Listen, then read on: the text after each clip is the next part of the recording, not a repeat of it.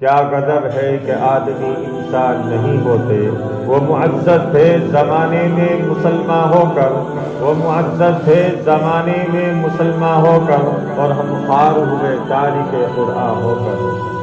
برادران اسلام،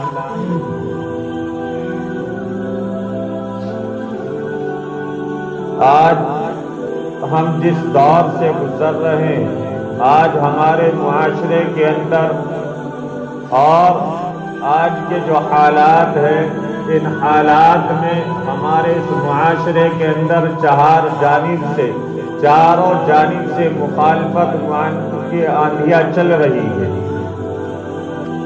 مسلمانوں کے ملی تشخص کو مٹانے کی کوشش کی جا رہی ہے، مسلمانوں کے تہذیب و تمدن کو مٹانے کی کوشش کی جا رہی ہے، شمع اسلام کو بجھانے کی کوشش کی جا رہی ہے، دین حق کو مٹانے کی کوشش کی جا رہی ہے۔ لیکن مسلمان اگر اس سے چوکنا ہوتا، مسلمان اس سے ہوشیار ہوتا، لیکن یہ مسلمانوں کی غفلت اور اس کی کاہلی کی وجہ یہ ہے کہ آج مسلمان خود ان چیزوں کا شکار ہوتا ہوا جا رہا ہے۔ آج مغربی تہذیب و تمدن کے سیاہ گھٹاؤ کے ذریعے آج ہماری عزت اور حرمت کے اوپر بھی آنچ آنے لگی ہے۔ آج ہماری عزت اور حرمتوں کو تار تار کرنے کی کوششیں کی جا رہی ہے۔ آج ہمارے ایمان کے اوپر ڈاکہ ڈالا جا رہا ہے۔ آج ہمارے کے گھروں کے اندر ارتداد گھستا ہوا جا رہا ہے۔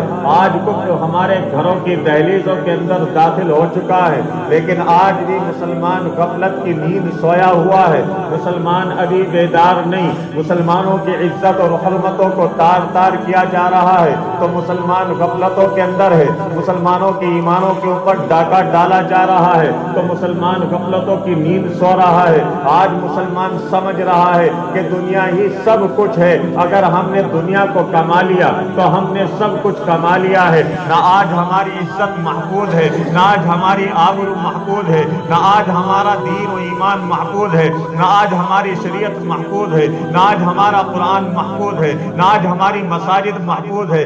آج ہمارے مذہب اسلام کے اوپر چہار جانب سے مخالفت کی آندھیاں چل رہی ہے۔ آج مذہب اسلام کے ماننے والوں کو تنگ نظری سے دیکھا جا رہا ہے۔ آج مسلمان خود بھی تنگ نظری کا شکار ہے، اس لیے کہ مسلمان خود ذہنی طور پر ارتداد کا شکار ہو چکا ہے۔ آج مسلمانوں کے اندر ارتداد اس طریقے سے گھس چکا ہے کہ آج مسلمانوں کو اسلام کا رویہ صحیح نہیں نظر آتا ہے۔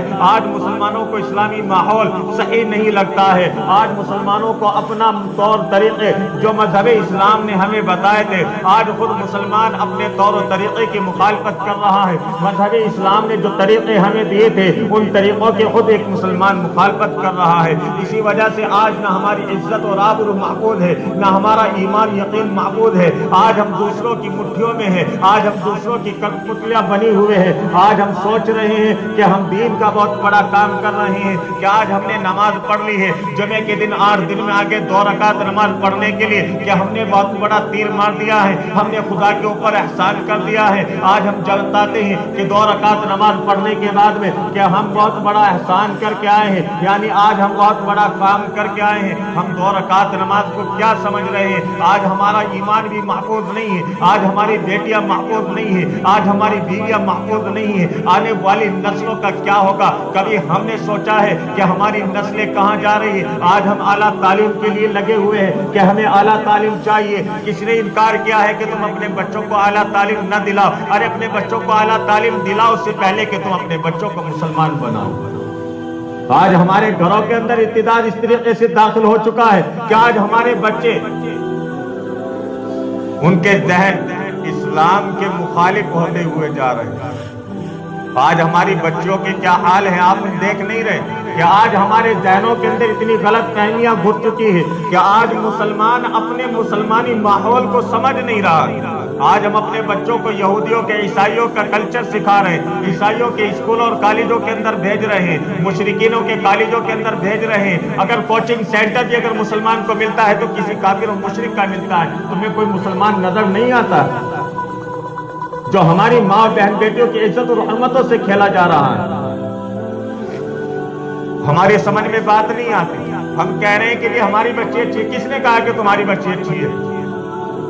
जब वो घर से निकल गई तो फिर वो अच्छी नहीं है। अगर अच्छी होती तो वो घर के अंदर रहती, वो अम्मा फातिमा रज़ी अल्लाह ताला अन्हा की तरह पाक दामन रहती, हजरत आयशा सिद्दीक़ा रज़ी अल्लाह ताला अन्हा की तरह पाक दामन रहती, हजरत मरियम अलैहिस्सलातु वस्सलाम की तरह पाक दामन रहती।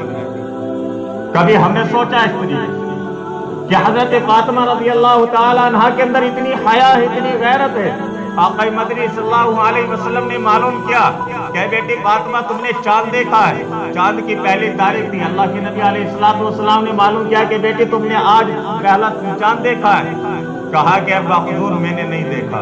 अल्लाह के नबी अलैहिस्सलातु वस्सलाम ने फरमाया कि बेटी तूने चांद क्यों नहीं देखा?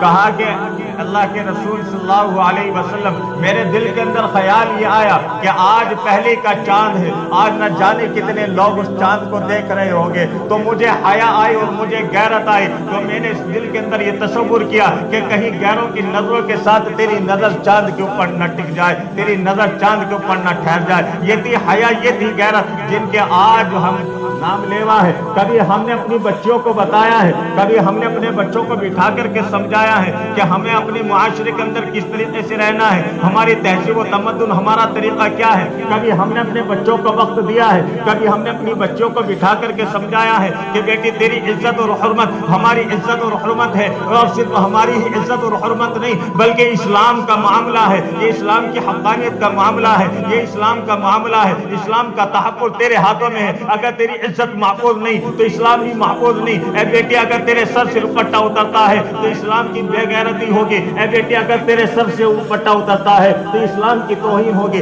कभी हमने समझाया है, कभी हमने दिया है अपनी बच्चियों को वक्त, क्या बेटी तू वो है कि जिसकी तहारत की गवाही कुरान करीम के रब के अंदर रब फरमाता है कि अम्मा आयशा के ऊपर अगर तोहमत लगती है, इल्जाम लगता है तो अल्लाह तबारक व तआला पूरी की पूरी सूरह नूर नाज़िल फरमा देता है। किस वजह से? ताकि अम्मा आयशा रज़ी अल्लाह तआला अन्हा की पाक दामनी की गवाही दी जा सके।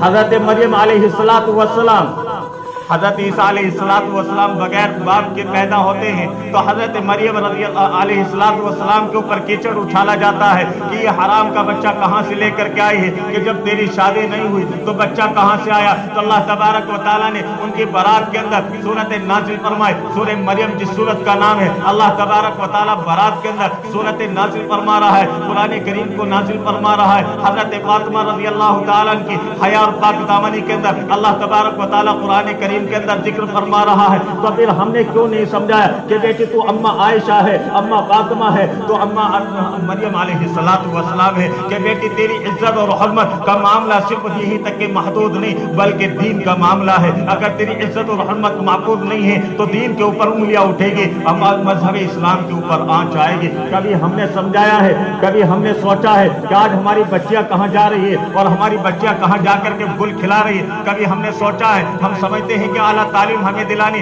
किसने इनकार किया है आला तालीम दिलाने के लिए? गर्ल्स स्कूल के अंदर भेजिए, जो लड़कियों के अलग से स्कूल है वहां पर भेजिए, अपनी बच्ची को साथ लेके जाएं और साथ लेकर के आए। किसने कहा कि तुम कोचिंग सेंटरों के अंदर इसी तरीके से अपनी बच्चों को खुला आजाद भेज दे कि बच्ची तू जा जहां जा, तुम तेरा दिल करे तुम वहां जा, जिस वक्त चाहे उस वक्त आ जा। कभी हमने सोचा इस बारे में कि हम अपनी बच्चियों से अपने बच्चों से किस तरीके से बेफिक्र हुए बैठे? क्या हमें रब के यहाँ जवाब नहीं देना है? तो आज हम कहते हैं कि जी नहीं, हमारी बच्ची बड़ी नजरें झुका के चलती है, बड़े हयादार है। अरे हयादार उनसे ज्यादा कौन होगे? क्या अभी एक आलिम दीन की भी स्कूल के अंदर टीचर थी, पढ़ाया करती थी, स्कूल के अंदर टीचर थी, पढ़ाया करती थी, लेकिन वो किसी गैर मुस्लिम के साथ में मेल खाकर उसी से जाकर के मंदिर के अंदर फिरती। क्या उससे भी ज्यादा तरबियत कर सकते हैं? तस्लीमा नसरीन भी एक आलिम की बेटी थी कि जिसने आक़ा मदनी सल्लल्लाहु अलैहि वसल्लम की शान में भी गुस्ताखी की थी, नऊज़ बिल्लाहि मिन ज़ालिक।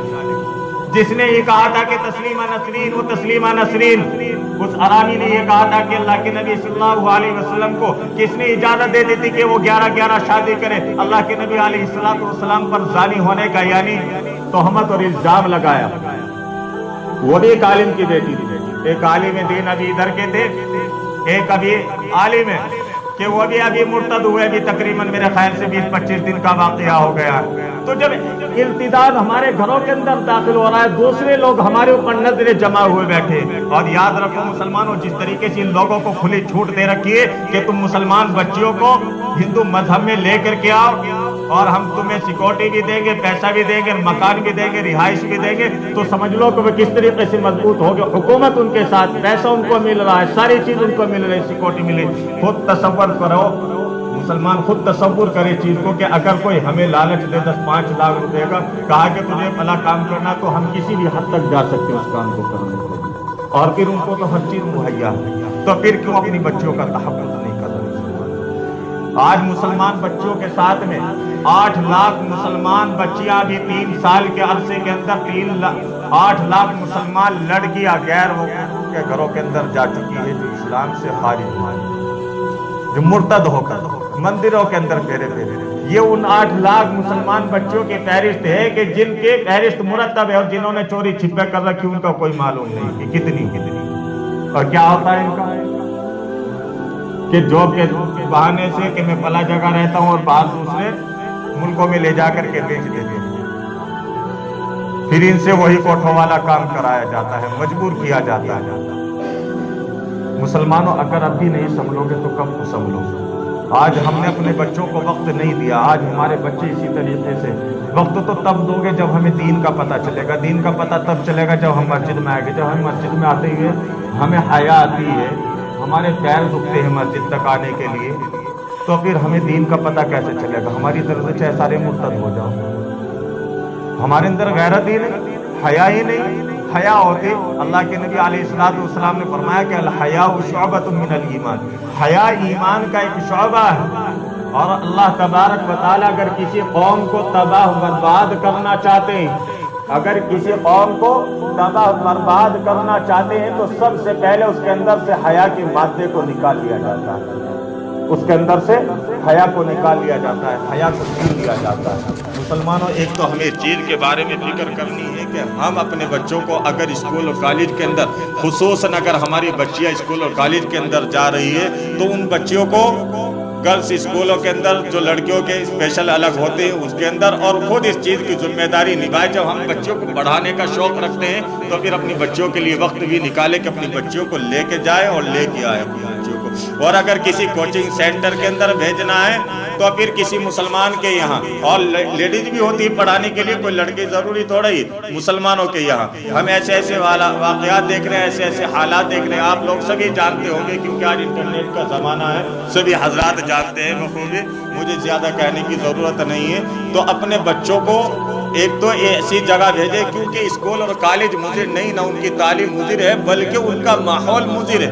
جس طریقے سے اللہ تبارک و تعالیٰ تمام انسانوں کو، جتنے بھی بچے پیدا ہوتے ہیں دنیا کے اندر، سارے کے سارے فطرت اسلام کے اوپر پیدا ہوتے ہیں. لیکن ان کو جیسا یہودیوں کا ماحول ملا تو یہودی بن گیا بچہ، عیسائیوں کا ماحول بنا تو عیسائی بن گیا، ہمیں مسلمانوں کا ماحول بنا تو ہم مسلمان بن گئے. یہ تو نسلی اور خاندانی طریقہ ہے. اسی طریقے سے جو ہمارے بچے جس ماحول میں جائیں گے اسی رنگ میں رنگ جائیں گے. تو ہم اپنے بچوں کو بھی وقت دیں، خصوصاً اپنی بچیوں کو بٹھا کر کے سمجھائیں کہ بیٹی تیری عزت اور حرمت. لیکن آج ہم کسے سمجھائیں؟ آج ہم خود اپنی ماں بہن بیٹیوں کے بھیڑیے بنے ہوئے.